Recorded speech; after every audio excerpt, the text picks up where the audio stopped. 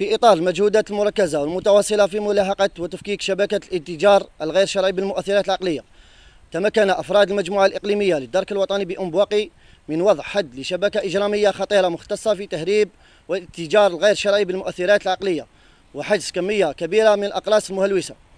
العملية النوعية جاءت نتيجة الاستغلال الأمثل للمعلومات، والتي مفادها محاولة تمرير كمية من المؤثرات العقلية عبر إقليم الاختصاص، أين تم وضع خطة أمنية محكمة بتكثيف عنصري التحري والاستعلام ونشر تشكيل أمني في كل محاور والمسالك وتكثيف التفتيش والمراقبة، إلى أن تم رصد المركبة محل معلومات وتوقيفها بالطريق البلدي رقم 1601 في شقه الرابط بين بلديتي فكيرينا وأم بواقي.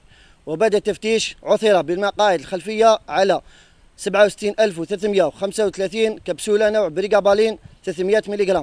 على الفور تم توقيف سائق المركبة وملكها ومرافقه وحجز الأقراص المهلوسة والوسيلة النقل.